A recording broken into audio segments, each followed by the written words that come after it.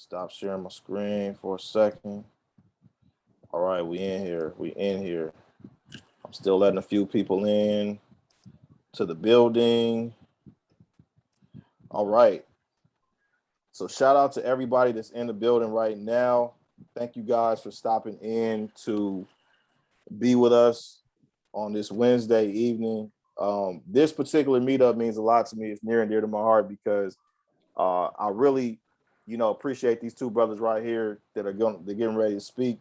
I've been following their YouTube show, The Gentleman of Crypto, for some months now, and I've been able to really educate myself over that time period. And I just appreciate them doing it. They don't charge anything for the show. They on daily, at 10ish, on YouTube. And I mean, they're dropping information that really I think they might be the best kept secret, not only in the crypto space, but definitely in the Black finance and investing space. So before we kick that off, for everybody who's brand new, who's never been to one of our meetups, the name of our group is Buy Back the Block LA. My name is Danny Carter. I'm co-founder of the group. We started this group after our brother Nipsey passed because we did not want to continue to allow people to take our leaders without us stepping up and picking up that torch that got dropped and running with it. So from the time that we've established our group, we've had monthly meetups. We used to do them in person every first Wednesday of the month. Now we do them online until things shake out with COVID. And during that time, we've been applying the tools that we got from Dr. Claude Anderson, which is for us to participate in group economics. We raised $51,000 here amongst ourselves. We went to Indianapolis, Indiana, which is a market that I invest in real estate.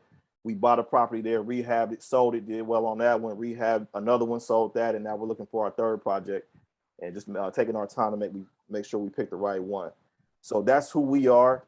And, in the chat, at some point I will drop where you can find us, on YouTube, on Facebook, and on IG. So back to what I was mentioning earlier, this meetup is very important to me tonight, near and dear to my heart. And tonight we're going to be talking about Bitcoin. We're going to talk about what it is, why it's important, and what it has the potential to do for the Black community. So without further ado, I would like to introduce our two esteemed guests, my brother King Bless and my brother Bitcoin Zay. Thank you for having me. Appreciate it, Danny. Thank you for having Hey, what's going on, Danny? Thanks for having us. Much appreciated. Man, thank y'all for being here, man. And I just want to say real quick before we start, excuse the video. I had an incident with my eye, so I'm sitting here icing it. So that's why I don't have video. Just want to throw that out. I was like, you didn't get that new NFT drop we talked about? All right. Your voice crazy. And also with that, I had just switched to gallery mode. I didn't realize you had this many people. So yeah, I'd love to see groups this big. And shout out to Buy Back the Block. Glad to see it's a local group when we get back to meeting in person, which as we talked about, looks like it's gonna be back status only. Can't wait to meet everybody in person as well. Yes, sir. Yes, sir, indeed, man. So before we get into everything, can we start by just talking about, what is Bitcoin for everybody who doesn't understand? What is Bitcoin and what is not Bitcoin? And I guess, how do we define money? Right. So Bitcoin is money, and money, the way that money works, and a lot of people who are in the current financial industry, as you've seen, the way our current system works is that money is printed by the Federal Reserve, which is a private institution. They are not a government institution. They print that money, they give it to central banks. We have 12 central banks in our country. Those central banks give it to commercial banks, and then they decide who to give loans to for education, business, and for other things. And that's sort of how our economy works as far as top to bottom. Bitcoin is the exact opposite. It is money that is digital, for one. It is decentralized, meaning no one entity owns it, meaning no bank owns the ledger, no single entity. And because Bitcoin is money, the best source of money that there is, it is scarce, meaning that it is something that is hard to attain. It is not something that is printed out at will, and that's how money should work. It is a scarce asset, and over time, as demand rises for a scarce asset, the value increases in fiat dollar terms. So what you're seeing with Bitcoin going from $0 all the way up to about 50,000 today is the decrease in the value of fiat currency and an increase in Bitcoin's fiat value, because it is the best form of money. And money, the way money works is the more work you put in, the more value it has. And that's what we've seen with Bitcoin lately. And thank you for shouting out Nipsey Hussle. I actually dedicated my book to him because he actually talked about that, because scarcity is something that most people don't understand. If you can print money at will, you can have things like inflation, which is why everybody who has grandparents, your grandfather could work one job and can support a whole family. And then now you have two people with jobs and you can barely afford an apartment. That's what inflation does. It takes away the value of your dollar, and Bitcoin is deflationary. It does the exact opposite. Beautiful. Ken, you got anything you want to add to that? No, I knew he was going to hit the nail on the head on that one, so I was going to leave it alone. His name Bitcoin Zay. I mean, come on, he know all about money and Bitcoin. There it is. Right. Okay, yeah, I definitely want to come back to inflation a little later, but I'm glad you started to touch on that. So what, for both of you gentlemen, man, like, what was it about? And by the way, quick shout out, I got the book right here, man. This is what led me to y'all, was this book. You see, yeah. I got my highlights and my tabs. I'm telling all of y'all right now, you guys know I do not vouch for things. I do not take affiliate. I don't accept affiliate links or commissions. I'm telling you, go get this book as fast as you can, Bitcoin and Black America. So, and really quick, when it comes out, just want to piggyback on that. I mean, I remember when Zay was talking about writing the book, my two thoughts were, first, throughout my life, I haven't always seen a lot of Black people come together and congregate. So my first instinct was like, I don't know if that's going to be the move to work. And then secondly, just off the title, I was like, all right, where are you going with it? But between after reading that book and then seeing the way the community came together for his book, not just the Black community, but literally the national and international community, I mean, it really says something. So, I mean, you got to give him his hand clap and his flowers right here. It says Bitcoin in Black America, but it's a book for everyone. And it essentially just shows people in minority positions, whether you're a minority by race, wealth, whatever. It just shows you why Bitcoin is the answer, because it has no barriers to entry and anyone can jump into it and literally become their own bank overnight. So shout out to Bitcoin Zay for that book.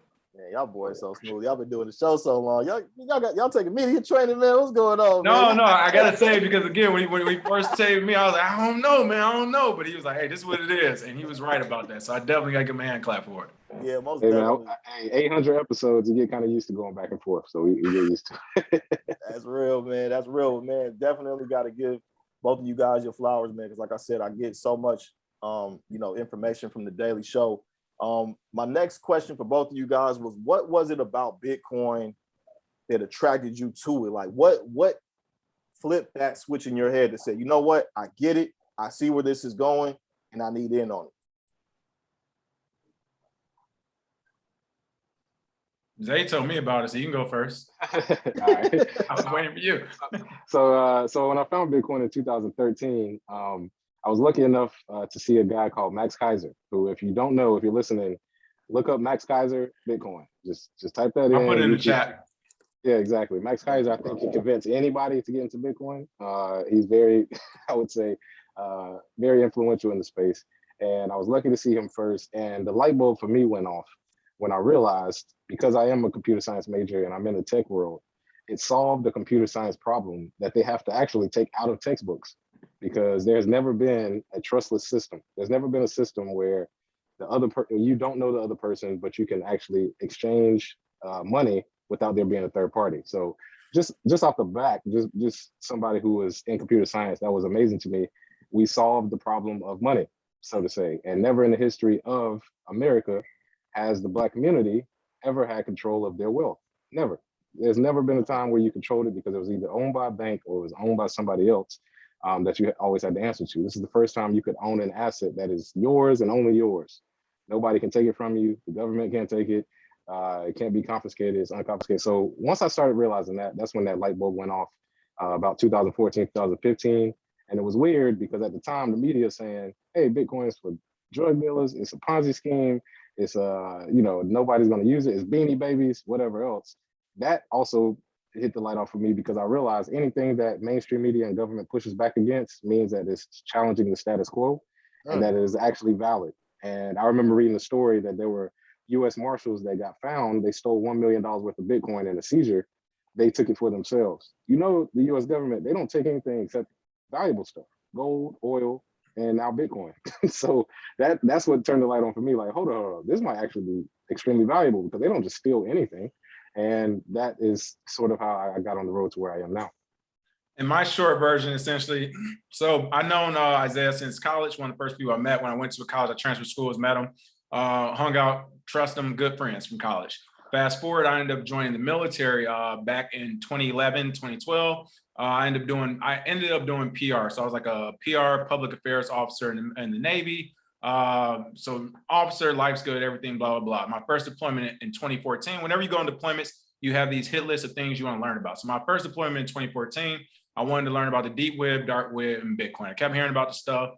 As I started to look it up on my government computer, again, as he just said, I'm seeing stuff about, oh, it's only for criminals, it's for this and that. And as much as I wanted to know, I'm a technologist at heart. I grew up on technology. I grew up in Detroit, Michigan. I went to a charter school, like in 4th grade or wherever. They gave everyone a free computer. It was like a lottery to go to this school. They give you a free computer. So since like 96, 97, I've had a computer. I've been all things internet computer. I've been on it. So whenever in video, I'm a big gamer too. When it comes to video games, I'm big at video games and all that technology stuff. iPads, whatever. If it's technology, I'm there. So I wanted to look this stuff up. I'm trying to look it up on my government computer, and I'm seeing all these red flags about criminality and stuff. Again, I'm an officer in the Navy, so I'm just like, all right, I can't mess with this. My second deployment comes around 2016. I'm actually planning on getting out of the military after that and going into the financial sector because from doing PR for the military, I'm meeting CEOs left and right. I mean a lot of capital wealth people or people with a lot of capital. So I'm like, all right, I want to segue this into the traditional financial market. Around that same time, beginning of 2016, Bitcoin Zay put some message out on Facebook. I was like, I'm done talking about Bitcoin. Like I tried to tell everybody about it. F y'all, leave me alone, basically. So I heard him message him. I'm like, hey, you know what Bitcoin? He's like, yeah. I give him a call. I'm on deployment. I'm like, you still the same dude from college? I was like, yeah. He was like, yeah. Like, are you? Yep, cool. All right, so what do you know? So he tells me what he knows. He tells me to read the white paper.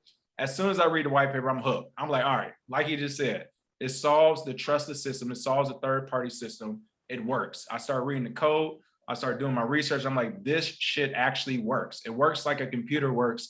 It works like a calculator. 2 + 2 = 4. It works. So once I started looking at the technology from that point of view of this tech actually works, regardless of what anybody says. You remember, I'm a part of the Napster and LimeWire era when we're downloading music for free. So you can say how bad it is, but the program works, it works. So I see Bitcoin the same way. I saw that it worked and I was hooked after that. Okay, beautiful, man. Love to get that background from you guys. Now, one thing Zay, that you did mention was something about computer science, and I know that Bitcoin can be a little bit intimidating when you first get involved. If you read the white paper, it might throw you a little bit the first time. That's at least what happened to me. But I don't want our people to be intimidated. So, from your perspective, do you have to be a computer expert or have a background in computer science or engineering to be able to use and benefit from crypto? Oh, absolutely not, especially in 2021. Right now, for everybody listening, if you have Cash App on your phone, you can buy Bitcoin. And that's how easy it is. It's gotten from the point where you did sort of have to have a tech background to get into the space. My first wallet was on the command line. Like I had a wallet.dat file, and it's a lot of technical stuff that goes into that. But now you can simply go to Cash App and buy Bitcoin right now as we're speaking, $1 worth as we're speaking. So you do not need to be a technologist. You do not need to be deep into software and coding. I know the stereotype of Bitcoiners is white boys with hoodies sitting in their mom's basement coding away. That's sort of the stereotype, but that's not what Bitcoin is at all. So you do not need to be a technologist. You don't need to be proficient. However, learning those things can't hurt. Being able to see the open source code, to understand what's happening, how cryptography works, why it's important to keep your transactions, and all of these things are involved with it. But you individually, anybody listening, you do not need technology in order to enter this space, and that's why it's revolutionary. It's for everybody. And the piggyback on that, Bitcoin is the internet of money. It's something that people don't know. There's 2 Bitcoins. There's a lowercase Bitcoin, which is the actual money. And there's an uppercase Bitcoin, which is the actual blockchain, the network itself, which is the internet of money. So I say that because just like the internet, majority of people don't know how the internet works. They don't know about IP addresses, transmission protocols, TCP. They don't know about all this stuff. They don't know about that. I didn't either. I actually went to go learn how to code just so I can learn more about Bitcoin. But by and large, before I learned how to do that, I jumped into space. I didn't know a lot of stuff. It was scary for me in 2014 because there wasn't this type of literature. There wasn't a daily show of guys breaking down some of the concepts. So it was kind of scarier back then. But like you said, nowadays, you definitely don't need to do it. And as we progress another 2 to 3 years, Bitcoin is going to be essentially like the internet and everything else that we use. It's going to be in the background. you don't know how financial banks and institutions are processing funds, you won't know how Bitcoin blockchain is working either, by and large. So as far as being into it, like everything's already starting to move to the background as they make the user experience and user interface easier to cope with. Exactly. Yeah, great answers, guys. So there it is. You know, to everybody in the audience, you don't have to feel intimidated. You know, you like Zay was saying, you Cash App. There's so many different digital wallets now where you can just purchase it. They're making the user interfaces so much easier to deal with. So don't let that stop you. My next question is in regards to El Salvador. I learned by following your show and watching it daily that El Salvador recently made Bitcoin legal tender. So I wanted to know if you guys could simply break down for the audience what it means to actually make something legal tender, and if this and if El Salvador making Bitcoin legal tender is a sign that people who are sitting on the fence or a little iffy about crypto should see, that should push them in the right direction into investing. For sure. So one thing we always say is the war is won. Like this Bitcoin and cryptocurrency war, it's been over since it was invented. Again, if you read the white paper and you really look at it, no more words need to be explained. Like the technology works, no one can hack it. The original wallet is worth hundreds of millions of dollars. So whoever hacks it gets that wallet. People try to hack it every day. It has not happened. So I say that because the war is won.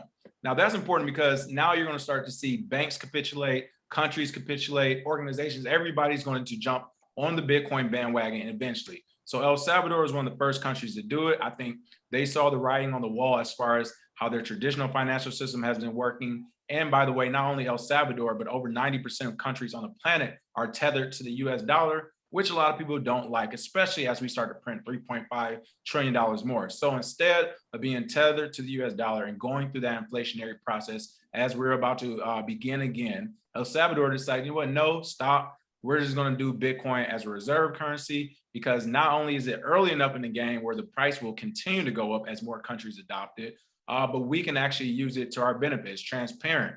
Anyone can access it. Like it's open source, all these good qualities about it. So I think El Salvador was just the first of many dominoes. We're about to, like in the next couple of years, we're going to see more and more countries start to adopt Bitcoin until the first major world power, whether it's us, Russia, China, whoever does it first, then we're really going to see the proliferation of it expand.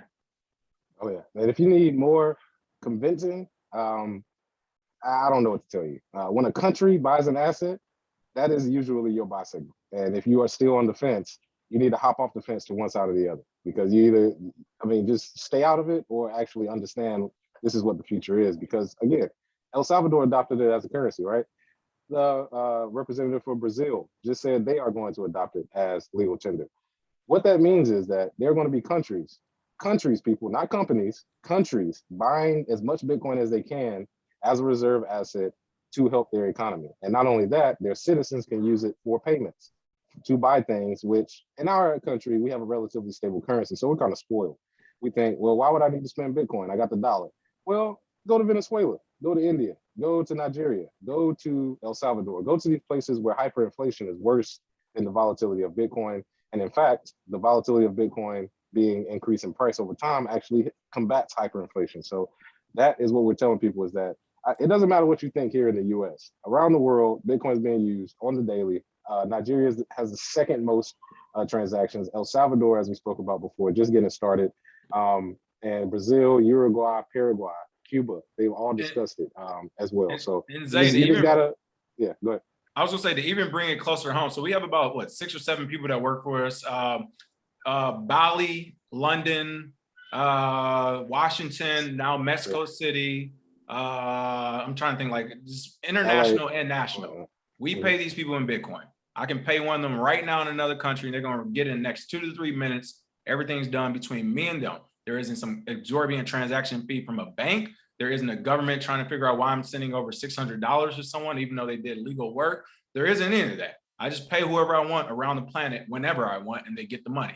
It's that simple. So again, as he's saying, we don't always feel it because we're a first world country, but for the people who are coming up here from Mexico or Indians who travel around that need to send money back home, this is literally canceling out that 2 to 4 day wire transfer plus a $30 fee. It's canceling out Western Union. It's canceling out every remittance payment out there as the king of money. So right now, just when you look at money transfers and paying your staff, it's already worth more to do it with Bitcoin than any other thing out there right now. All right. And I just want to throw in real quick. Western Union lost $450 million in profit as soon as El Salvador implemented their Chiva wallet with Bitcoin.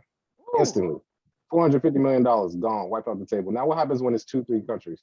What happens when it's 10 countries? Western Union, MoneyGram, they're done for, people. They're out of here.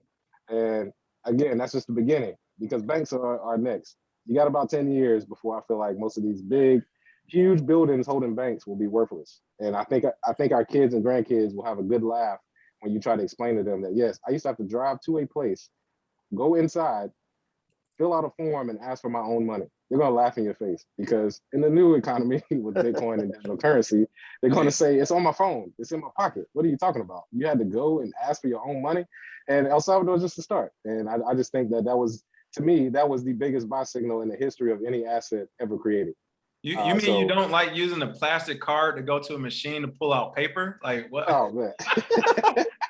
Yeah, I love it. And it's only open from 9 to 5 and closed on Sunday? You don't like that? What?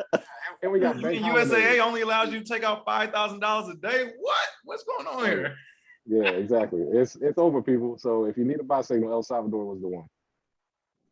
There it is, man. Straight talk. That's the reason why, people, you see why I had to have these gentlemen here. Going on to the next question. So, look, one of the things that I love about your show and one of the things that has made me more confident in my investing, because really you guys handheld me from start to now, was the receipts, man. The way you guys pull invoices on people who, we talking about powerful people in finance, government, corporate America, who swore Bitcoin was a scam, they swore crypto was a scam, and they've now had to bend the knee and bust a 180. So I think MasterCard might have been one of the latest ones that you guys, covered. So is there anybody else lately that you've seen who's done that you can give an example of to the audience? I mean, the biggest offender to me, and speaking of which, I meant to tell you this earlier, I got to email them because I have both their emails. The Bank of America, so Bank of America is doing like crypto custody or some other stuff, right? And they have two people at the, I don't know what they're called, the cryptocurrency strategy desk or whatever. I remember I came back from deployment in 2016, my second deployment. Again, I'm already involved in Bitcoin at this time because Bitcoin is there. I learned about it on deployment. I'm jumping into it. We started a business. I get back from deployment. It's not even a week back. I go to Bank of America to get some cash. Again, trying to get my rent situated, cars, all that good stuff is happening. I just came back to America. I've been deployed 2014, 2015, and 2016, at least half the year every year. And I get back and Bank of America representatives sit me down in the office like a school child to ask me why I'm using my money to buy Bitcoin. And this is money I'm getting from the federal government through the military. And when I say they were pressing me to the point, like, I was like, I'm getting aggressive. And they was like, why y'all asking me about the hell I'm doing my money, period. And again, that's when I knew it was real. I called up and said, I'm like, man, I just got home and Bank of America sent me down. Today, what happens? Bank of America comes out with a full suite. We're going to be offering cryptocurrency services, custody. We have the strategic desk, X, Y, and Z. And I'm just like, wow. Like they have literally shut down my account and threatened to close my account. And I've been with them over 10 years. And I received that type of treatment from them. So to see them now today and yesterday come out like, oh yeah, we about to do this whole Bitcoin and crypto thing. Like I said, I can't wait to email these dudes tonight or tomorrow morning. And I will say, from my standpoint, the most egregious is probably Jamie Dimon from Chase, JP Morgan Chase. He said Bitcoin and cryptocurrencies have no chance in 2017, even worse than that. And then here he is creating JPM coin and allowing his clients to invest in it with JP Morgan. Next, we have Wells Fargo, bank that I use. I literally got laughed in the face by a representative in 2017 because they did the same thing with King that they did with me. I'm trying to take out a certain amount of money. They sit me down like I'm their child. I explained to them, I can't wait till Bitcoin gets more popular so that this shit will basically be over.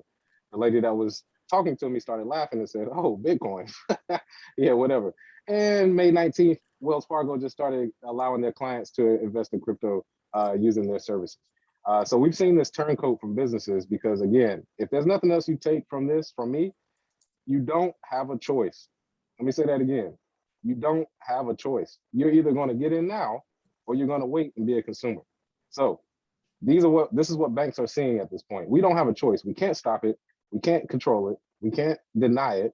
The best we can do is get in on it and make profit off of the people that want to use it. So we've seen that 100, I don't even know, 1,000 times probably on a general crypto, but those are some of the most egregious, like you said, MasterCard, JP Morgan, Chase, Wells Fargo, Bank of America, all of them. They've all been at a point where they've said Bitcoin wasn't real, that you shouldn't use it. And some of the people watching right now may have worked for some of these institutions. And they told you can't buy it, because I have an uncle that works for Wells Fargo and he cannot buy Bitcoin. However, they are allowing their clients to buy Bitcoin right now. So again, don't listen to these banks when they tell you don't buy it. They're trying to get it for themselves, because again, you don't have a choice. You're either gonna get it now or you're gonna get it later as a consumer at a higher price. There it is. So remember those words, people. You do not have a choice. I know you guys talked about, just for a brief second, you guys touched on inflation a little bit earlier. I want to circle back around to that really quickly, because King and Zay had an event here in LA not too long ago when I was able to attend. And I was telling some people there that I there's like a certain kind of like mixed vegetables that I buy from the grocery store all the time, and they cost $1.99 forever. And I went to go buy them recently, and from that point until now, they are now $2.30. The exact same vegetables, nothing has changed at all. Zay or King, can you explain to people what I just experienced? Yeah, so that's inflation, and the reason, and again, so I got to do this shield. I'll definitely shield it at the end, but I'm proud of it, so I have to. So we did a master class. We created a master class, and the first section of that entire master class is just all about money. It's like, how do we get to Bitcoin? What is money? How do we go from cowrie shells to minerals to gold to dollars, now to Bitcoin, right? Or Visa cards into Bitcoin, all that stuff, credit cards. But the reason why we go through all that, because a lot of people don't understand the regular financial system as we see it now, the traditional financial system. So that's why it's so difficult to understand how Bitcoin could even work. People say it's made up and everything. So by and large, inflation, the best way to describe it is what you've seen in the last year and a half. Last year, they printed what, 2.5 or 200 something billion dollars, I don't know. This year, this week, they're talking about printing $3.5 trillion. That means the amount of money you have, that $1 you have, as soon as they print 3.5 trillion more, that dollar is worth less money, because we just printed out more of that dollar. So price of Bitcoin, perfect example. 1 Bitcoin equals 1 Bitcoin. There is a fixed amount. There will only ever be 21 million mined by the year 2140. So it won't even be for us, it'll be our kids who get it. But take, for example, the price of Bitcoin right now. It has nothing to do with Bitcoin. 1 Bitcoin is 1 Bitcoin. If tomorrow they print off $200 trillion more of fiat dollars, American money, then you will see Bitcoin go up to $100,000. Again, 1 Bitcoin will still equal 1 Bitcoin. It's the USD price that's actually changed. So when they're printing all this money, that's why you see a gallon of milk, which may be $3 today, after they print out the $3.5 trillion in 6 months from now, that same $3 milk will probably be $6 or $7. Why? Because they just printed out a bunch of money. So what companies are doing essentially to combat this, you see Michael Saylor with MicroStrategy. You're seeing Elon Musk do it with Tesla. You're seeing Mark Cuban do it. They are all buying Bitcoin, not only as a reserve currency, but to also fight against inflation. So while their dollars are becoming worth less and less and less, they're using that money to buy Bitcoin, a scarce fixed asset that will not continue to increase. Like, you can't increase in Bitcoin. Perfect example. Tomorrow I say, hey guys, I know Bitcoin is $54,000. And right now let's say there's 18 million in circulation. The numbers are actually less than that because some have been lost. But let's just say there's 18 million in circulation. Bitcoin's at $54,000. If tomorrow I say, hey, guess what? I lied. It's not going to be 21 million Bitcoin. We decided for it to be 21 billion Bitcoin.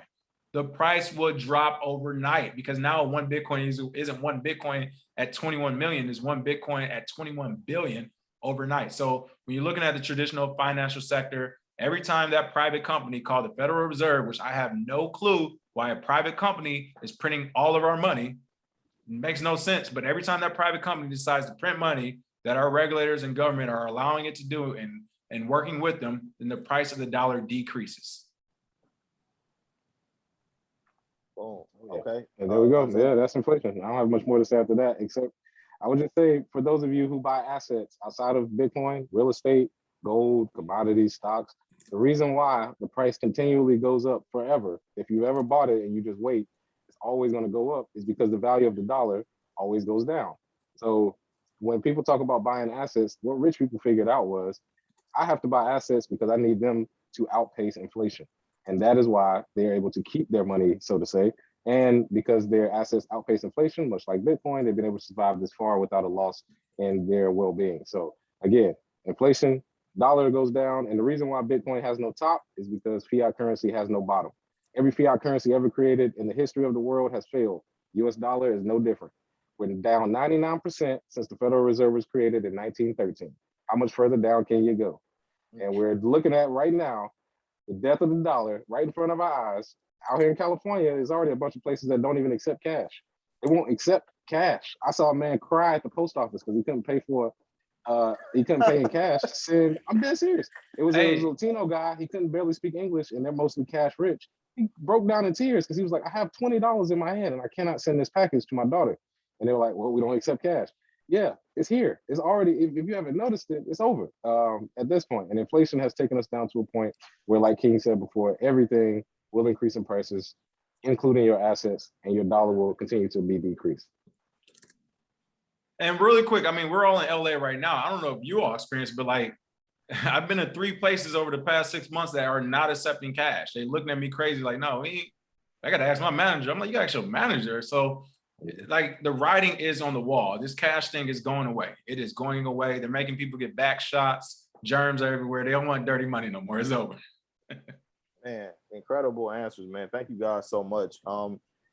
Hitting on the event one more time, I had a conversation with a young lady who was there, and she asked me how I was investing and what I was doing. And she was like, well, should I take all my money out and throw it out the stock market and throw it into Bitcoin? I said, look, I'm not in the position. You probably need to find King or Zay and ask them. But, I can tell you what I'm doing, and I'm doing it thanks to you guys. You guys introduced me to Swan Bitcoin, and what I'm doing is dollar cost averaging. And I told her that she could do that. So that would get her involved right away. And if she didn't feel comfortable taking all her money and moving it, she could dollar cost average. So really briefly, can you guys explain to the community what dollar cost averaging is?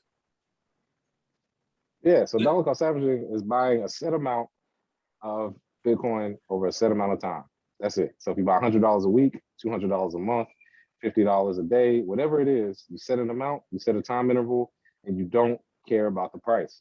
That's the biggest thing. The biggest thing is that no matter what the price is, you're buying Bitcoin at that value over time.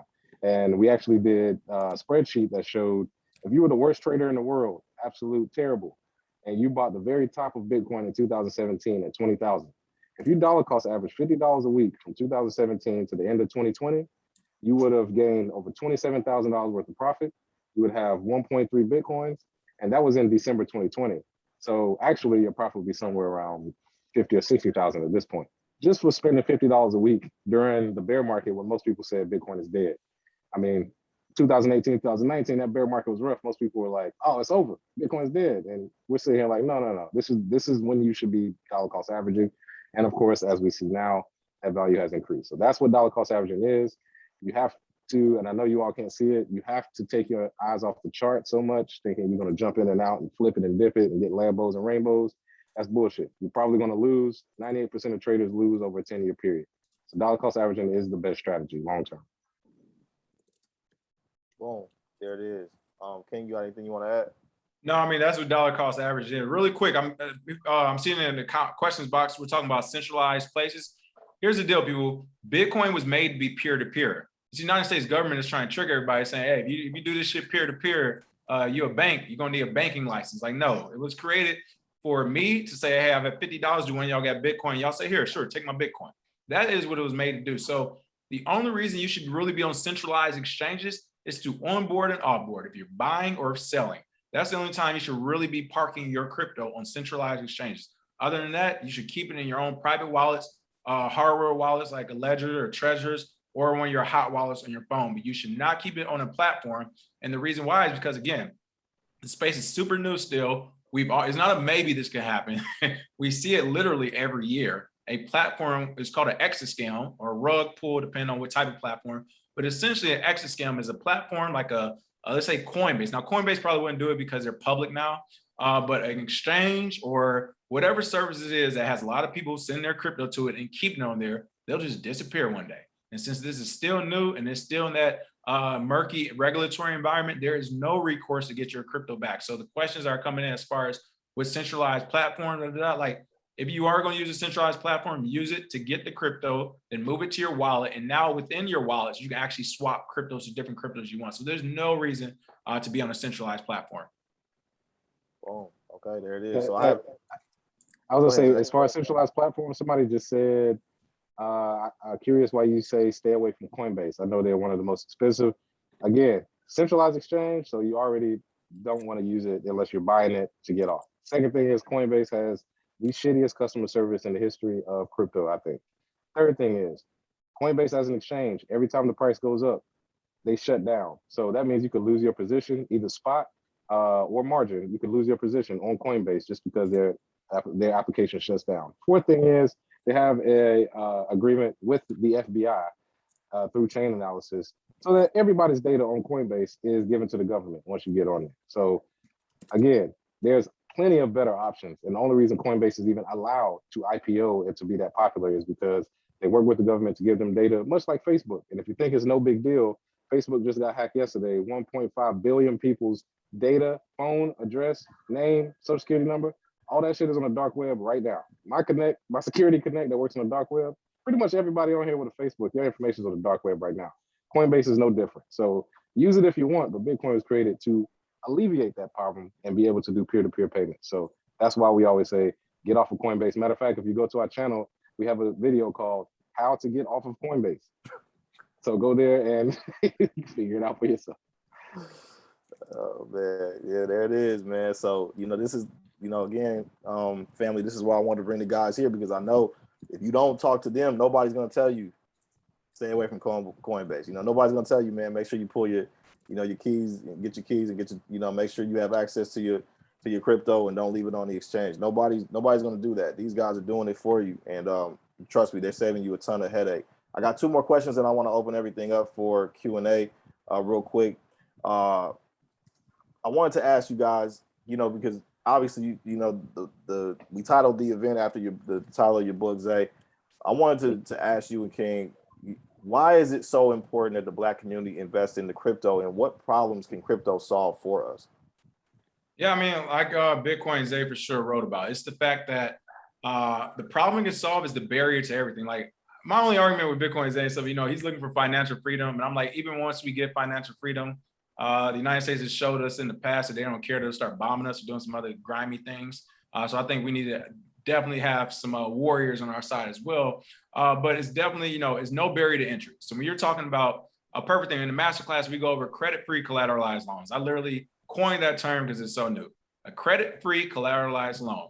You now don't need a bank to give you a loan. You can buy Bitcoin and Ethereum. There's platforms you can put it up on, and you can get about 80 to 90% back of that value in a stable coin or another cryptocurrency. If you get in a stable coin, you can transfer it to your Cash App and take the cash right out while your crypto sits there. So one of the things we use as an example was Ethereum a few weeks ago. Before the Ethereum price rose, we said, hey, you need a loan right now, buy Ethereum, put your Ethereum up, take the loan out, pay the loan back, and then once you pay back, the price of Ethereum should be higher, which happened. The price of Ethereum shot up, so people paid the loan back and received more crypto, or the value of their crypto went up from what they put in there. So when it comes to barrier to entry, as far as I need a loan for this, or I need money for this or that, like we no longer have to ask the bank or the government, period, for it.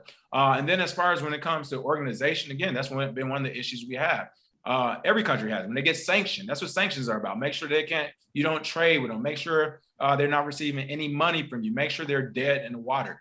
You can no longer do that with Bitcoin. There is no barrier to entry. There's no government. There's no third party. There's nobody saying something you can't do. So we talk about Black community specifically. Let's look back at civil rights. Could you imagine we had Bitcoin during the civil rights? If you imagine Malcolm X had Bitcoin and Martin Luther King had Bitcoin, like what? They would approach it different. Let's just say that they would approach it very differently. And a perfect example, if you need to look no further, like we saw on episode 800 and something.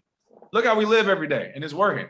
We do what we want, when we want, how we want. I tell people all the time, I'm not really worried about most things because I have my money in crypto. There's literally, outside of forcibly taking it, like forcibly physically harming me, there's nothing anyone can do, period. So when you have that type of autonomy and power, to me, it's like, yeah, your swagger is a little bit different. And I think as a community, we definitely need that, especially after everything that's been going on throughout the history here. Oh yeah, for the Black community, again, barrier to entry gone. Also, the the ability to hold your wealth, I think people underestimate that because throughout the course of American history, Black wealth, we've had Black wealth before. The second biggest time for business ownership was in the late 1800s. This is pre-civil rights. So it's not as if Black people cannot make money. The problem was the money we made on Black Wall Street. They bombed, we had banks, we had libraries, we had planes. They bombed that area because it was physical places. It was a physical actual storefronts that they could bomb, and because of jealousy, they could get rid of it. The same thing, there's Black Wall Streets all around America, Florida, Atlanta, Texas, Louisiana, all around that were bombed or that were burned to the ground. The good thing is you can't burn down Bitcoin. So for Black people, owning Bitcoin for once, you actually own the wealth that you've worked hard for. And again, not just your wealth, you've earned back your time. You know how many Black people over the age of 60 or 70 lost years because their wages were lower, because of inflation, because they were denied jobs, because they were denied loans. You know how many extra years you have to work to get money for a cash down payment if you can't get a loan with a lower interest rate? You get back your time, which to me is more important than anything else. So for the Black community, we are statistically looked at as dying earlier because of the stress of not having money, the health problems, whatever. But if we have less time than anybody else, then we need to use an asset that gives us back our time. And I've often said the changes that we want that could take 50 years with any other process could happen in 5 years with Bitcoin. So again, that is why it's important for Black people, and the sense of urgency has to be there because nothing else has worked, people. Civil Rights Act came in 65. We still have the same median income as people in 65. We still get the same population for I don't know how many years. 13.7%. That ain't by mistake. So, nothing. So all the assets that people telling you, buy gold, buy silver, buy real estate, get in the stock market, that shit does not work. It hasn't worked. It's been 50 years, 57 years to be, 56 years to be exact, and it hasn't worked. So what do we have to lose at this point? And for most people, when you talk about Bitcoin, they say to themselves, hey, I could lose my money in Bitcoin. No. You will lose your money in fiat. That is a guarantee. In Bitcoin, you will gain value because it is a scarce asset with demand. So you can make that choice from there. But for Black people, we got to stop playing games and thinking, well, I'm gonna try. Hell no. I'm not accepting that shit no more. Especially from Black people who say they want to get ahead. This is how you get ahead. I know people who have never seen 6 figures, 7 figures in their life. They've already seen it in their 20s. And then there's people that 60, 70 that can't scrape together enough money for their funeral. So we have to have a sense of urgency. We have to understand that this is what the future is, and we can own basically what the future of money would be. If you had a chance to buy a piece of the Federal Reserve 108 years ago, you would definitely buy it because 100 years from then, sitting here now, you would own trillions of dollars. So that's what the opportunity for Bitcoin is for Black people right now. Really quick, Danny, you mind if I just do like a quick speed round and shoot through some of these questions in the comments? It's like 5 or 6. I want to get through real quick. Yeah, please, man, please. All right, cool. So somebody put a website in there. Essentially, they were saying give $500 to make 6K. Sounds like a scam. People, there is nothing guaranteed in this market. If you see anything that says guaranteed or this can happen or daily this, nothing is guaranteed, period. And here's the issue with the market too. It's a twofold thing, but the main thing is that there's a lot of professionals coming from other markets trying to get rich quick. It's that simple. And while they're doing it, they're also trying to call up the mommy and daddy nanny state, the government and regulators, because they're trying to mitigate their risk. But first and foremost, there's a lot of people coming into this market from other markets. They don't want to lose their money from the other markets they made. They worked 20, 30 years. They don't want to lose it. And they're coming over here to try to do whatever. But by and large, if it's a guarantee, it does not happen. It's super scammy. Let's see, really quick. So Bitcoin value only goes up. So the Bitcoins, they just kind of hit on this. It's a scarce asset in demand. So when you talk about the USD value, we don't we don't care about that. And kind of going along with this get rich quick thing, where people are just looking at the price, the value, how much money. If you're looking at the price, the value, money, you're missing the point of the technology, people. I get it. Everybody isn't in technology. They don't care. But the technology is important because it allows you to do transactions without banks or a government. I don't understand. I can't make it any bigger than that. Again, I know a lot of people having experience. It's two things a lot of people have experience. A, having a lot of money. You never had to go to the bank and say, let me get 80K out. Go try to do it if you have it. You damn near can't do it at every major bank out there. It is very difficult to go in and try to get more than like 15, 20K. So A, if you haven't had that type of money, you haven't experienced it. But on the flip side, if you ever never been restricted in your life, which a lot of us in our lives haven't, again, I go back to the civil rights movement. What if they said, no, we want to sit on the front of us. We want to eat with everybody else. Oh, hell no, cut off their banking, cut off their banks, cut off the money. We haven't had to experience that, but if you have to experience that, you will see the power. So I want to caution you all about looking at price, and understand value. So Bitcoin value only goes up. Yes and no. The USD value doesn't matter. I mean, if you want to play the money game, play it. But one thing I tell people is that you'll always be able, like right now, the price is $54,000. Majority of you in this room right now can go get a $54,000 job. Majority of you, including myself, cannot go make or find 54,000 Bitcoin. It's not happening. So the price should not be compared with the dollar. And as far as the value, yes and no. The value does go up because as Bitcoin, as they say, it's a scarce asset in demand. But technically, the value goes down because there's only a certain amount of it. And as more gets printed out or as more gets made, mined, essentially they're mining less and less every 4 years. So technically, it'll become more valuable since it's scarce. But one Bitcoin will always equal one Bitcoin, and there will only be 21 million of it. So technically, the value is already there. One Bitcoin equals one Bitcoin is only 21 million. But as far as the USD price, yes, it does switch. Is Trust Wallet a good wallet? It was a good wallet. It was made by Binance. I know it got disabled or something in the App Store, so I'm not sure if you can still find it, but the wallet still has been working. But whether you're using Trust Wallet, Edge Wallet, or some of the other ones I put on there, you have to understand those are hot wallets. They're connected to the internet. What you want to keep your main portfolio in is a cold wallet. So you might want to look at things like Ledger or Trezor, and we'll put those in the comments as well. Those are two different cold wallets. Only difference between a hot and cold wallet is connectivity to the internet. The reason why you don't want the majority of your crypto connected to the internet is because it's a hacking risk. It's a cybersecurity risk. So you definitely don't want that on there. Let's see. Someone said this is a long-term play, just like stocks, right? Because it can all be manipulated by the big hedge funds, right? I'm trying to understand this. So no, not really. And the reason why is because it's a global currency. Everyone on the planet is involved in this thing. So I would say it's a long-term play, as Bitcoin, as they say, for generational wealth. But as far as being manipulated by hedge funds, no, some of them are getting slapped around. But Bitcoin, it sounds like he's about to say something. Yeah, I was saying when people compare Bitcoin to stocks, no, because if you own a stock right now, you cannot take that stock certificate and go buy anything with it. Right now, you can buy plenty of stuff with Bitcoin. It is a currency. It is money. It is not traditional investment. I know it takes a while for your brain to wrap around it because this has literally never happened before in world history. So again, this is very new for everybody, but it is not like stocks. I know that's how it's presented for a lot of people because the USD price goes up. But again, if you understand, and I know this sounds simple, but once you wrap your head around one Bitcoin equals one Bitcoin, like King has said before, once you wrap your head around that, once you wrap your head around scarcity, you won't think about it like a stock because you'll understand stocks can be split. Stocks can be increased. The share can be increased. All of that makes it not scarce and gives it the ability for the price and volatility to act based on hedge funds. But again, this is a global currency, has nothing to do with that. And going along with that, also, when you talk about stocks, how you're buying them now, you can buy a fractionalized stock. I'm just going to buy $100 worth of Tesla. That came from the Bitcoin blockchain. We started that in cryptocurrency because with Bitcoin, it's divisible up to 100 million, which is why we're telling you, even if you don't look at the big price, don't look at the 54,000. You're looking at it wrong. One Bitcoin equals one Bitcoin. You just want to get a piece of it. It's divisible by 100 million. So that means, which it hasn't happened yet, is companies working on this. When you buy Netflix, your Spotify, all this other stuff, you'll literally just be streaming the seconds. You'll be paying the seconds because in Bitcoin, you can pay less than a penny, actually. Many projects, you see a lot of these projects out here are less than a penny. So when you talk about Netflix or something, you're not going to pay $15 a month. You might have to pay 30 cents or less than a penny if all you did was watch 2 seconds of a show and then didn't watch it for the rest of the month. So that is what's coming. And that's also why we say when you dollar cost average, you can literally use $1, buy $1 worth of Bitcoin a week, $1 a day. There's literally no reason why you can't do $1 a week.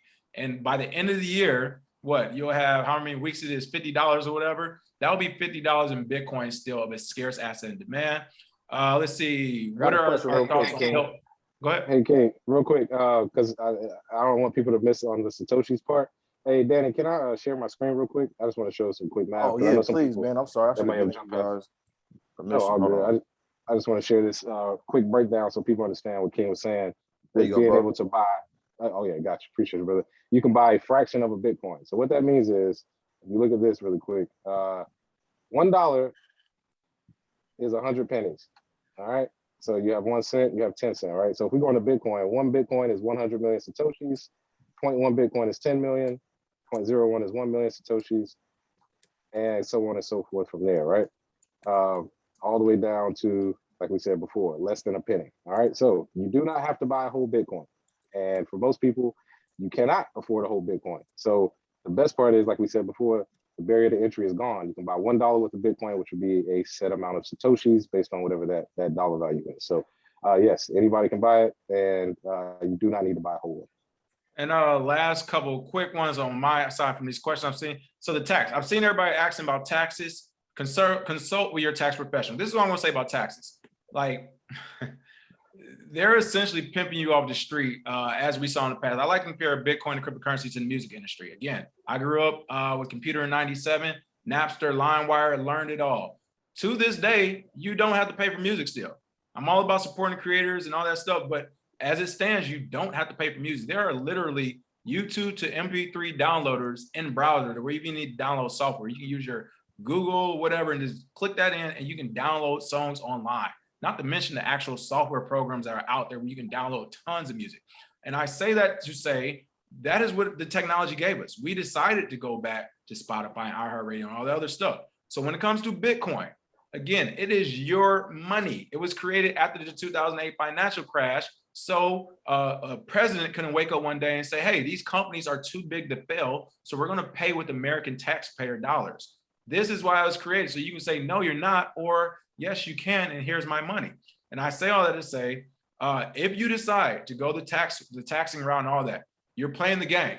You are playing the game. And as I'm telling people, the government doesn't play a 2-year game. They're playing a 100-year game. They want all the crypto they can have. So I don't even like talking about taxes. I always say consult a tax professional, because that is not what Bitcoin was created for. So you can stand in line and give it back. Right now, the government is talking about hosted and unhosted wallets, trying to say your own private wallets are considered unhosted, and that shouldn't be allowed. And the only wallets that should be allowed are centralized ones on exchanges like Coinbase.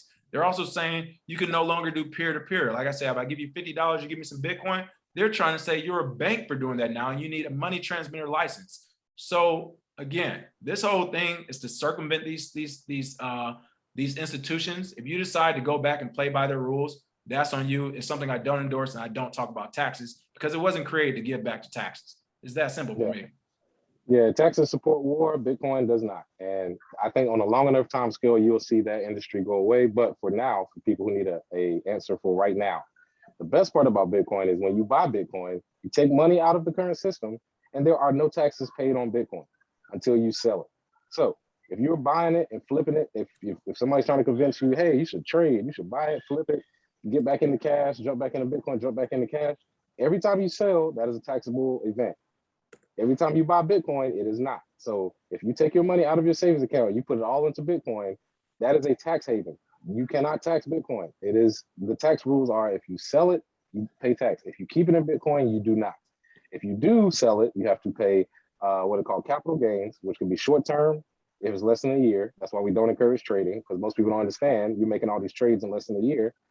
That's short term capital gains. And then the second thing is long term capital gains, longer than that. So that is the actual tax code for now. And if you use any other cryptos, crypto to crypto transactions are technically taxable. The problem with that is they don't have a real tax code for crypto. The one they have now is so outdated and archaic, there is no way. For instance, if we started going deep into crypto, if we started saying, okay, so what about NFTs? There is no tax code for NFTs. DeFi. What about DeFi? There is no tax code for that. What about airdrops? There is no tax code for that. What about cross-atomic swaps? There is no tax code for that. So again, we are innovating faster than bureaucrats can make rules. So the tax code as it stands, buy Bitcoin, don't sell it. You keep it there, you don't pay any taxes on it. That's the easiest way. And that's why we encourage dollar cost. Quick piggyback on that tax code too. Two things. First, for me, I personally want to be in a position where we're always seeing this kind of through COVID for people who did in Los Angeles, people who did pay rent and people who didn't. Hey, if you didn't, a lot of you rent's being forgiven right now, and people who paid are pissed off. It is what it is. I don't want to start sending tax money to the government through Bitcoin and cryptocurrency while they're still in this gray area. And then 2 years from now, they're like, all right, we're only going to tax it 10%. Or, all right, we're not going to tax it. All right, well, what happened to people who've been paying you? Hey, they've been following the rules like good boys and girls. So I don't want to get into that kind of zone as well. And then also, you mentioned one more good thing about taxes that I forgot that I'll come back to. But someone else said, can we set up accounts to buy Bitcoin for our kids? Yes, we highly, Bitcoin's that you can take this when it comes to kids. Oh yeah, absolutely. Yeah, so for the kids, you can set up wallets for them. Just download a wallet on their phone or your phone, and you can actually give them Bitcoin as well. Again, there is no taxes on it. So if you give them Bitcoin, it encourages a few things. For one, it encourages saving or delayed gratification. You can teach your kids that as soon as you get money, you don't need to spend it. The second thing is you're setting them up for life, because as a kid, if you have Bitcoin, I can guarantee by the time they're 18, 21, that value is going to be exponential. And then also three, as a parent, if you learn about Bitcoin, it is almost detrimental to your family to not teach your kids, because any kid under the age of 12 has never lived in a world without Bitcoin. So they're going to grow up in this world. You might as well start teaching them now, especially young Black kids, and not just Bitcoin, but even teaching them how to code, because in the blockchain industry, most blockchain professionals make about 30% more than other software developers. So you actually set your kids up to make more income than their peers. So all of that is positive for giving to your kids. And I just want to throw in there that I did start a Bitcoin summer camp, the first ever in Charlotte, North Carolina. There's also a crypto summer camp in Inglewood, California, by Naja Roberts, a good friend of mine. So we do have 2 Black-owned Bitcoin summer camps in the country where you can send your kids to learn more about it, on top of, giving them Bitcoin for chores, or teaching them about blockchain and coding, teaching them about cryptocurrency in general. And Danny, can I share my screen really quick? I'm gonna throw it right back to you. Just want to answer this last thing about taxes real quick. Oh yeah, yes sir. Let me give you. And then also Ron, I saw Ron. Basically, everyone's saying what happens if you lose a wallet. If you lose a wallet or something happens to the wallet, it's gone. That's cryptocurrency, folks. If you forget the password, the master key, no one else can get into it. So that is, it is some responsibilities about becoming your own bank, for sure, for sure. So really quick, I like to show this to people. This is from 2015, but from what I've been told and talking to people, the numbers are very similar. It might have went up like maybe a percentage point at most. But I like to bring this up because everyone in crypto is always talking crypto taxes, crypto taxes, crypto taxes. And when I say respectively is like usually by and large, most people aren't, they don't have enough money to be worried about taxes. Like you're not making high enough transactions. In crypto, I can tell you now, if you're not playing with $250,000 or unless you're structuring, I know some people like to structure, think they're gonna get away with it. If you're doing 15K here one day, 7K here, 15, 12K here, 9K here, and that's a little bit different. But essentially throughout the year, let's say throughout the year, if you're not transacting at least 50 to 100K in crypto, you are so low on the tax man's radar. And the reason why is this: to actually prosecute you for tax fraud or tax evasion, whatever, it costs taxpayer money. They right now, especially in cryptocurrency, are not going after the small fish because it doesn't make financial sense to spend taxpayer money to go after somebody who may evaded 10 to 15K in taxes. It makes more sense to go after those people who are doing millions doing it. So just looking at this chart from the IRS itself, let's just jump up to $200,000 to under $500,000. Your chance of an audit is 0.55%. And that's if you're under 5. So by and large, who on this call is doing over $500,000? Let's say you do go to that $500,000. You still only got a 1.13 chance. This is from 2015. So again, this might have went up a couple points or so, but this is who they're after: the $10 million and above, the $5 to $10 million. You see these percentage points, 4.39, 8.16. That's when it goes up. So by and large, I'm telling people, like, if you're not even crossing the 100K mark in transactions, not just the one-time buy, but I traded 20K this week, or I bought another 50K last week, or I did, like, if you're not doing that, I think personally, you're worried about the ghost that's not there. Like you're worried about something that's not stopping you from doing what you need to do in Bitcoin and cryptocurrency right now. Incredible, man. Thank you guys so much. I know we held you 5 minutes past. I want to tap the 2 hands that we have up before we get out of here. And I'd like to, before we wrap up, I have a final question for the audience. And I'd like to tell the audience about the masterclass, give you guys an opportunity to be able to speak about that a little bit. I purchased the masterclass myself. Guys who are watching, who've been here before, you guys know I don't vouch for anything that I don't either believe in or that I bought personally and took. And I'm telling you, the masterclass helped me so much because it consolidated a lot of information. The first thing you hear somebody who doesn't get it on the internet say, well, I can get all that for free. Yeah, you could, but that's because you don't value your time, that you would rather go scour the internet for information that you think you can find. The problem, number one, though, is you don't even know what you're looking for. So by taking a masterclass and benefiting from the experience of King Azay, I was able to fast track my understanding. So I would highly advise you guys to look into it once they introduce that. And then my final question is just, for most of the audience, this is a brand new topic for them, brand new subject. So let's just say that they're starting from scratch today. What would be the first 3 steps that you would give them to get started on their crypto journey? I would say first 3 steps. First thing is get skin in the game. Buy some Bitcoin. Start there.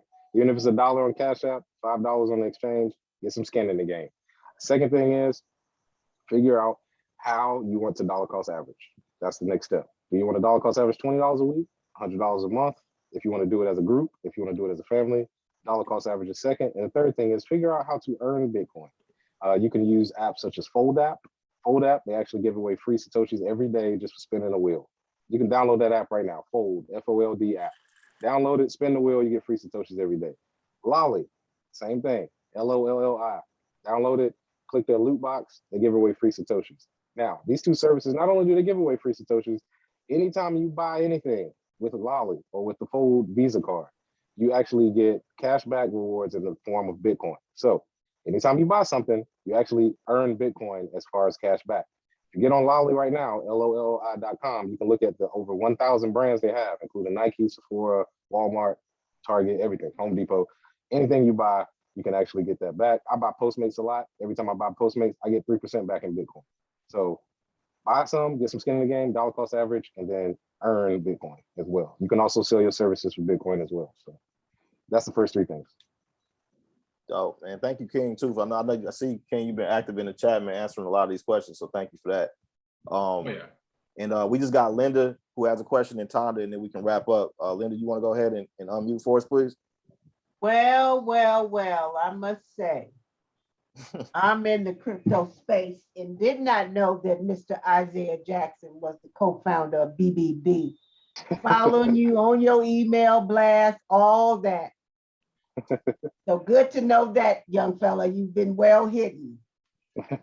Don't let this pink hair fool y'all. This is just for October breast cancer awareness. I'm a young grandmama who is well versed in this crypto game. And so I appreciate you, Danny, for putting this together. Is there a DC? I might have missed some of it because I got on late. I saw y'all got the Kraken sponsorship. I saw that through the email. I didn't read it all to figure out what was happening with it. But is there an opportunity to DCA with you? Yes. So the Black Wall Street app, which I'm actually an advisor on, owned by Hill Harper and Naja Roberts, who I mentioned earlier. I'm already on that one. Someone actually by Hill Harper as well, for sure. Yep. And I will say, yes, I'm on the board for the Digital Black Wall Street as well. And right now they're trying to find, we're figuring out how to get instant buys so that you can dollar cost average, just like you would on Cash App or Swan. You can do it on the Digital Black Wall Street. The only issue we're running into right now is with the banks themselves, which I can't wait till they're out of here. But the bank itself, to mitigate their risk, they take some time. So I would say Digital Black Wall Street is how you can dollar cost average. At the beginning, it will take 7 to 10 days for the first one. And then after that, it should be regular. So there is a way to do that there. And I would also say, I don't think we said Swan Bitcoin, but Swan is another way to dollar cost average. Very, very simple to use. They have the lowest fees in the market. I would say Cash App is the easiest. Swan app is the cheapest. And Digital Black Wall Street is the blackest. So, but people can't get caught up in Cash App because some of them are not approved to withdraw. So absolutely. Be careful with that one. Yep. You can buy all day, but you will be denied the right to withdraw if you got some shit in your background. Let me just put that right there. Now that's true. I will say Cash App is allowing you to sell it though, but you're right. They're not. They're doing that. The ones you really got to watch out for is Venmo and PayPal. They're not allowed. Hey, you get that Bitcoin on their platform, it might be tough to sell out of it. Like they trying to make sure they keep it on their platform and it's there. So, shout out to you for letting us know that. And then the last thing, if you young brothers don't know Dr. George C. Frazier, I'd like to make that introduction. Okay, absolutely. I appreciate that. For sure, I haven't met him yet. For sure. Appreciate that, Lisa. Oh, Linda, sorry. Appreciate that. Thanks a lot, Linda. Appreciate it. Tonda, you want to go ahead? Gotta unmute. Hey, first question, how can you get the book? And I don't know if I missed, if you can just give a brief synopsis of the book, but two, I've been seeing on Instagram a lot in reference to people posting, I don't know if y'all have seen this in their stories, these screenshots it looks like maybe Robinhood with this crypto mining thing, and Yeah, Robinhood was the third one. Watch out for them too. Robinhood, Venmo, PayPal. Watch them. Webull, well, no, in Forex. reference That's to all. like them posting how they're making money with this crypto mining, and all I did was deposit this and I got back this, and they're posting these screenshots. It's really suspect. It's a scam. It's a scam. And I'm like, how you're are these feeling this people posting this in their stories? Like, these are people that I know. Like, are they really doing this? Is somebody hacking their Instagram? So anyway, is there any legit mining? Can you just speak on that for a minute? Yeah, that's a scam. If you see somebody saying put in this amount, we give you back this amount, scam all day. Red flags all over the place. So don't acknowledge it. Don't look at it as far as a way for you to actually make money. Yeah, that is not how it goes. If anybody promises you a percentage or promises you a certain amount, that's a scam off the bat. Don't even acknowledge it. Just look away from it. Honestly. So. And the synopsis of the book. Yes. So Bitcoin in Black America, you can get the book on Amazon, and as well as bitcoininblackамerica.com. Synopsis of the book, it shows the synergy between the Black community and Bitcoin. And it shows that Bitcoin, in its essence, is group economics without having to know who is in the group. And I believe that in the Black community, that's the best way for us to move forward economically is group economics. And we can do it without liking each other. Because I don't like this we are the world bullshit where people are like, oh, the whole Black community can get together, we can all hug and kiss and we all love each other. Not really. Some of us have different views. We are not monolithic. Black people are different. However, from an economic standpoint, we've all experienced the same economic injustice throughout the US. So I think that Bitcoin is a great way to change that and to give us some leverage because I do not think politically, socially, that we have any power. Obviously, every time we have marches, every time we have people who talk about social issues, it leads to nothing because we don't have any leverage. The reason why Jewish people can still get money sent to Israel is because they have leverage. They have money. The reason why the Asian community can say stop Asian hate, even though I don't know anybody that really hates Asians, and they can still get money from it, they have leverage. They have money. So the government has to listen. It is a business deal. You got to stop being emotional and thinking that just because people get killed, they're gonna listen to us. No, that's not how business works. You either have leverage or get out the fucking room. And that's what Black people need is leverage. And that's why I wrote Bitcoin in Black America, so that we can move our savings into Bitcoin and say, hey, if you're gonna disrespect us, we're leaving this industry. We're leaving this financial part. And we spend trillions of dollars a year to support this economy. So I believe that we can actually protest with our money. Even if you're the laziest person on earth, you can buy Bitcoin, and that is a form of protest. It's the most peaceful form of protest in the world. Moving your money out of the banking system systematically as a group, I believe is the best way forward for Black people from an economic standpoint. So that's what the book is about. It gives all solutions. It's not a book about woe is me and all this that happened to us. It's about the future. How can we have solutions for the future? So that's what you'll get in Bitcoin in Black America 1. Take it up a notch in Bitcoin in Black America 2, which is available on the website, bitcoininblackамerica.com. Thank you. This information was very straightforward and I appreciate it. Absolutely. I appreciate you. Thank you. Absolutely, Danny. You see what I dropped in the chat. We need to create a Bitcoin property investment group right now, today. No hold up. What you waiting on? Hey man, look, Linda, I know you ready to We're talking about physical. We talking about physical property and digital because we can get in the metaverse too.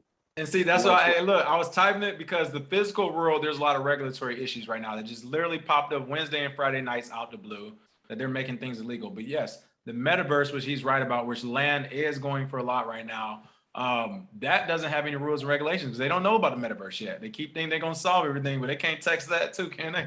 Come on, Danny. Yeah, hey, Linda, I hear you loud and clear. Listen, if y'all want to do it, I will connect with my brothers and get them to help structure to make sure it's right. Y'all know how I am about transparency and want to do right by the community. But if this is something that you guys want to do, all 57 of y'all on the call right now, you know, all 57 don't know what I'm talking about. It's just me, you, Isaiah, and King at this point. If they want to be a part, then they can choose to. I'll call you, Linda. I'll call you, Linda, or text you, and we'll talk about it. Definitely. Yeah, we'll get it rolling if that's what y'all want to do. So, you know, guys, I held the guys 15, 16 minutes past the time I was supposed to. It's all good, Danny, all good. You guys want to present the masterclass before we wrap up real quick? Yeah, so really quick shield of everything, including the masterclass. First, where you can find us at, we kept it really simple. You can see us on the website here, thegentlemenofcrypto.com. First and foremost, again, we have free resources too, so don't be scared away just by the price of the masterclass. We say it on the show throughout the week. We actually partnered with Crypto Vantage, which is a free educational and resource company that has a lot of free things for beginners on it. Mostly, I would say check us out on YouTube Monday through Friday. You can see here the Gentlemen of Crypto. Just type that into YouTube Monday through Friday, West Coast 7 a.m. ish. So sometimes we don't start till 7:10, 7:15. East Coast 10 a.m. And then on the website, you just go to thegentlemenofcrypto.com. You can click right here on Masterclass, and that will bring you up to our Masterclass. We have essentially 3 different course levels, mostly a la carte if you want it, but we have a beginner, expert edition, and the yield farming edition for those who are experts. Danny already mentioned it, but what I will say is for about 70% of the masterclass you can find online. You can figure it out on your own. What I will say is that 70% took us years to find, learn, and do on our own, and we lost a lot of money on the way, which is why we decided to create a masterclass, which is like, hey, I know people don't want to lose the same type of money. And then the other 30%, like when it comes to yield farming and collateralized loans, like credit-free collateralized loans, like there isn't really anybody talking about that stuff because it's just so new. So we are proud to have that here. But also, if you click on the masterclass, it'll show you everything that's in the class. So as we tell people, if you look at this curriculum and you say, I know majority of this stuff, don't get the whole thing. Get the parts you don't know. Or even better, if you're one of those self-starters who say, hey, I'd rather spend 3 or 4 weekends or 6 weeks learning on my own. Well, here are all the topics for you to do that as well. But like I said, we're really proud of this.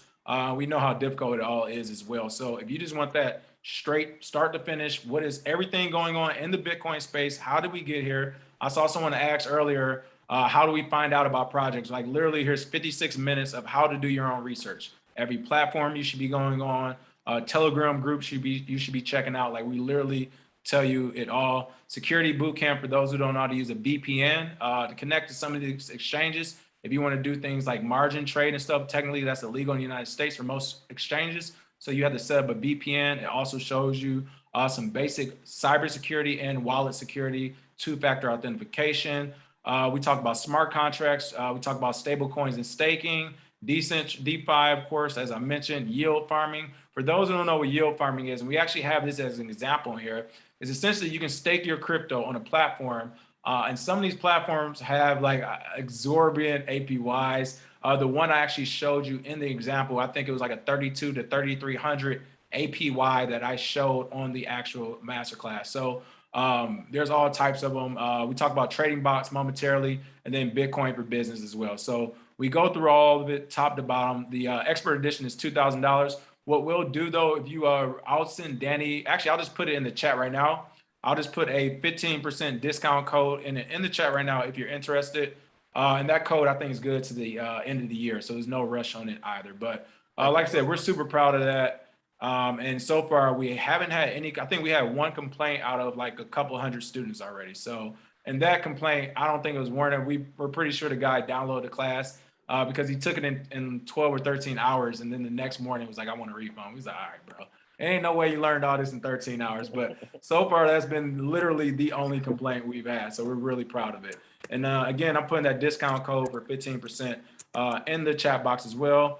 And again, Danny and everyone, thanks for having us as well. We truly appreciate it. Yeah, man, absolutely, man. We thank you guys so much for taking your time out. I know how busy you guys are. And, we're honored to have you guys here. I can't wait for us to be able to relink up in public. Hopefully we can do something down Lamert Park and make it a thing. So with that being said, I don't really have much else to add. I will tell you guys, I do own the masterclass. I would advise that you pick one of the levels, whichever works for you, and invest into it because like Zay said, you don't have a choice. It's going this way. So you need to go ahead and make sure you understand this because we literally have no excuse for being left behind this time. We have the opportunity to get a jump on things, and that's what we need to do. We need to move with a sense of urgency. So with that being said, I'm gonna let y'all go. It's getting late tonight. Been a long day for me. So I appreciate everybody turning up and turning out.